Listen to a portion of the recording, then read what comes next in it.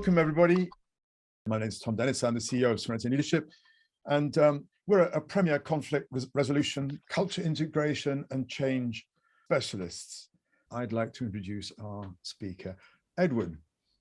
Edward's a systemically trained coach who was qualified in multiple coaching modalities. I first met him in the environment of a shared passion we both have for systemic constellations. He spent the first part of his career working in the charity sector around conflict and change, and went on to work with the Met Police and the Independent Police Complaints Commission. He uses his expertise in radical inclusion, designing and delivering diversity and inclusion programs in the UK and abroad. His MSc is in conflict resolution, and we're really looking forward to hearing your ideas around polarization and conflict. Edward, the stage is yours. Lovely. Great, excellent. Thanks for the intro, Tom. Yeah, I hope it'll be something that I can live up to. Is quite a few different strings to that path that got me here. So my original beginnings, probably as a child of the Cold War, growing up for a little while in Moscow in the early 1980s, which was a very interesting experience. And I think, you know, a lot of things shape us and our worldview. So I would probably put a bit of that interest in conflict resolution down to that. And so today I wanted to talk about a particular aspect of that, which is working with the power of polarity and how we can unpack it to work with conflict in a healthy way where we need to. And so that's the hope. And I think my kind of starting point is that I'd like to suggest we could polarize a little bit more as a way to get through it. And I want to share a few ideas about why and how that is. So I wanted to do that today. And I partly think that a lot of us are afraid of polarization, especially if we're see ourselves as people who work with people. We like to think of ourselves as considerate, caring, and thoughtful, and able to take in different sides. And yet at the same time, I doubt if any one of us has not been polarized at some point in the last 12 months. By whatever topic it happens to be. And so I wanted to bring in some room for how that can happen and how we can then go into it more to be insightful and actually to work with what is a very common experience of being polarized. I don't know if that's familiar. If I asked you how many of you have been polarized in the last 12 months, you know, you could give me an indication with a head nod or a wave or something like that, but it'd be really interesting to see. It touches us all at some level, I would suggest. So I think that's the thing about polarization, is that they get our attention. And I think I would like to give it a little bit more attention today. You know, that's partly what they do. They have energy. So today I want to talk about three things, which is the appeal of polarities and their power. And then I want to do an exercise to explore one in as safe a way as such an edgy topic can be. And then I'll leave you with a few thoughts about what else we can do to work with polarity and conflict more generally as a takeaway. And I'm going to aim to do that in the next 10 minutes before we put you back into pairs. So appreciate this might be a lot of content. So the essence, again, you know, looking at polarity is there is no doubt, whether it's good or bad, but there's no doubt that polarities come with a sense of energy, right? And that energy comes from the tension of opposites. When we talk about polarity, we don't just talk about random things. We look at things that are usually opposite or connected along in some way.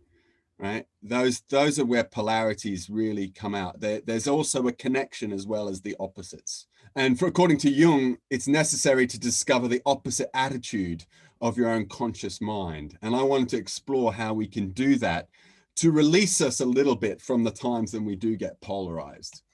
And in order to do that effectively, I think it's worth pointing out why they're so attractive. And so the first is they simplify complexity. So we've probably all experienced this. We see it very clearly in politics, in referendums. We deal with very complicated issues, and two-party politics simplifies this. Referendums, for better or worse, simplify very complex things. And we fall foul of something called the binary bias, that when we're faced with something beyond our comprehension, we quickly look for a way of simplifying it to an either or, this or that, right or wrong. And that gives us some simplicity to make it feel more manageable. The second one, as you'll see in most of our experiences, that there's also an energy that comes with being polarized. Now we see this in sports, you know, this team versus that team, you know, batteries are an example of, you know, energy within a polarity, but it also happens in debates. So when we're debating with people, and then finally, you know, a cause that we can get motivated to stand up for something over something else. And that polarizing gives us an energy to go and do that, and a search for victory. So that's another thing that draws us toward these polarities. And out of that, probably the most fundamental thing is that they give us a sense of clarity. Amidst the complexity and all the options we have, polarities and binaries give us clarity and a sense of certainty. And when we feel threatened, or when we face that complex world, that sense of certainty is very comforting. And so we gravitate ourselves toward polarities. So if any of you have ever found yourself needing a bit of simplicity, needing a bit of energy, or needing a bit of certainty or clarity, you've probably found yourself being drawn into a polarity of some kind or another. So that's why I think it's worth recognizing that it's something that we're going to do, because it has a very powerful impetus. And I don't want to spend too long talking about, you know, the image, of course, that a lot of people associate with it, of the yin yang, or which is the line, if you notice, between two sides is very rarely straight. And that our experience during a polarity can waver from one side to another. And that I would suggest, in our ambition to find the balance, we are better off swinging a little bit first before finding a resting point. And that's why I'd advocate that it's worth exploring what the polarities are when we work with conflict.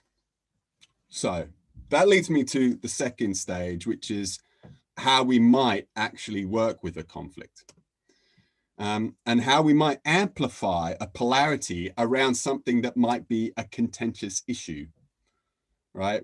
And there is no doubt, you don't have to go far to find any, whether it's Brexit and politics or what's happening with the football. There are lots of things that bring up two sides. And the most basic of those polarities is sort of positive and negative. So I wanted to share an exercise, which is a way of going into it in as safe a way as we possibly can, to then release ourselves from the polarity, or at least create a bit more space for the nuances in between. And before I did that, I just wanted to,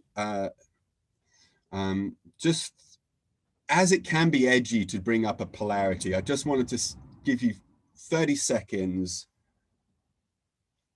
to connect to your own sense of yourself as you listen, as you're here checking in on Zoom.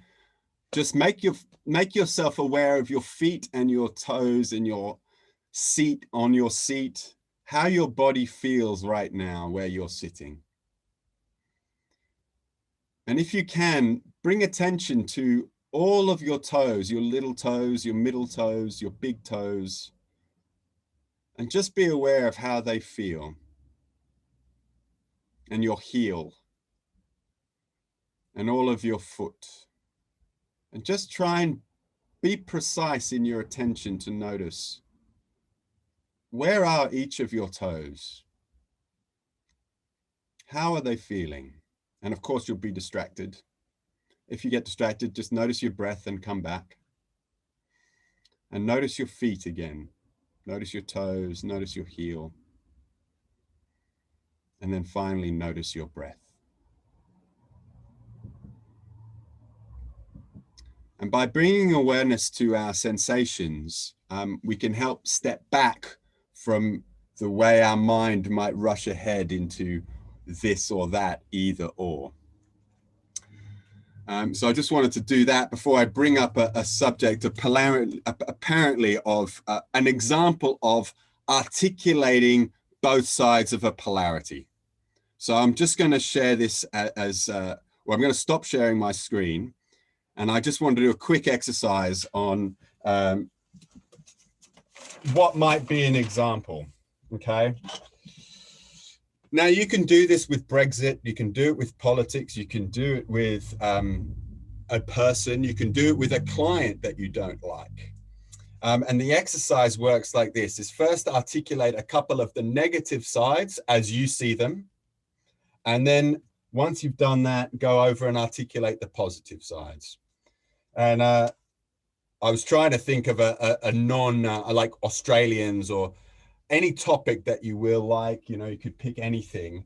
HR professionals, for example. What are some of the negative attributes we ascribe to HR professionals? What are some of the negative attributes we ascribe to Australians or men with beards or white men, even, whatever it happens to be. So I thought I'd stick with something quite broad and all-encompassing, like British people, you know. So what are some, you know, we know that British people can be reserved, or they might drink too much, right? Or they might be, you know, they're posh or stuck in their ways. Is I'm speaking slightly as an Australian who's carried these, so forgive me if I'm inaccurate. Anyway, the list could go on and on. And when we read through these lists, right, the British people are reserved, they drink too much, they're posh, whatever kind of, you know, negatives, we can get stuck in it, but we can also see the incompleteness of it. Now, to amplify this, I would get you to write a list a little bit longer. And then what can happen is two things can happen. You can find yourself agreeing, or if you go far enough, sometimes it kicks you out and you go, oh yeah, but that's not always the case. But it's much easier to do when you make those negative stories explicit. And that can be a valuable exercise on its own. Now, the next part of this is to articulate a plausible alternative, the opposite. Now, not one that's just the opposite out of nowhere, but one that's somewhat connected, say, to being a little bit offhand or detached or reserved. What could be good about it? And somebody, you might say, well, they're discerning. Or what might be the positive of drinking too much? They like to have fun. What might be nice about something about them being posh or stuck in their ways? That might be, they might be respectful. Yeah. Or powerful. And then we go, British people are discerning, fun, respectful, powerful. And we can go, yeah, that's nice, and is also incomplete. And by articulating both sides, we actually free ourselves of the incompleteness of them. The last thing I'd like to say about this tool is that you can do it anywhere for anything, that you don't have to believe one side or the other, but that when you do, if just by doing it, even if you don't fully buy this side or that side, you create a bit of space in between them. But because you've spent a little bit of mental effort articulating the opposite. So that's one way of amplifying. If I worked with you personally on something, we could do it much more, with much more depth, much more safety, but it'd be a way of noticing the sides in you that are polarized and what that is. So just as a way of finishing up, I think if I've got a minute left, Tom, there is a couple of things that you can do with that. As I said earlier, it's not just, polarities aren't just opposites, they also often represent a unity. So the other thing we can do is amplify what connects things. So in the death penalty debate, for example, in the United States, there's those who are for and against, and it's a very heated, hot topic. But where they both agree and where they're unified is that they want less murder. And then when we go in and we find out what's underneath, what's the unity, and start working with that, that's really powerful.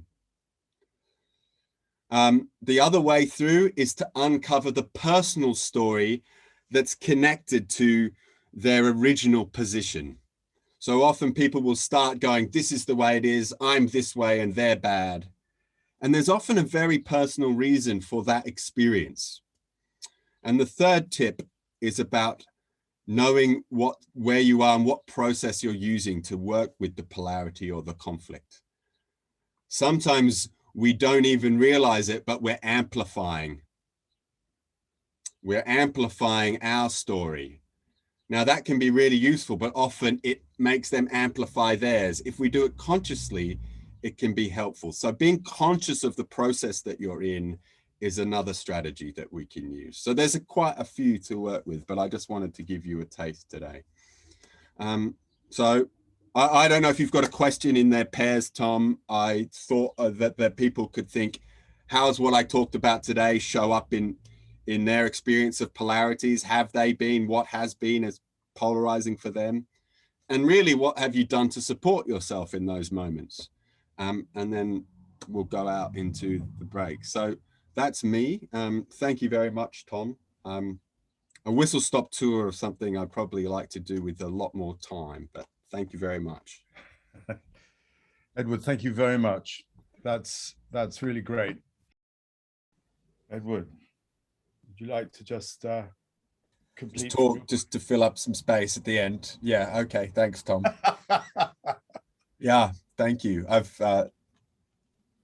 actually been, it's lovely to hear different ways of hearing and, you know, different ways of experiencing the polarities. And I think if I go back to this as a kind of takeaway, just to, you know, it's very rarely just one, it's very rarely just down the middle. It's usually one or the other. And that if we can forgive ourselves that, and I would also say amplify it, whether it's to, as I said, with Mira's example, or with Nicola, like going, what is it about Britishness that I like?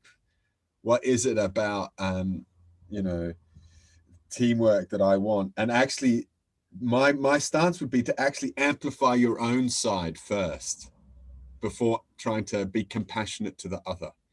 It's another way to go, how can I take mine and really stand for it, also as a way of as exploring that polarity, not just to be to go over and amplify the negative, but often to start with what's good about my view, stand up for it as a way through. So and I think that confusion in complexity, that vulnerability that we feel in the face of the world is a hard thing to sit with. And so we like to take a stance to give us a sense of power. And it's a brave person who doesn't get compelled to take a powerful position. And great, take powerful positions, understand them. It's great. So thank you. I'm going to be quiet now. It's lovely to hear all your stories. Thanks for having me, Tom, and everyone.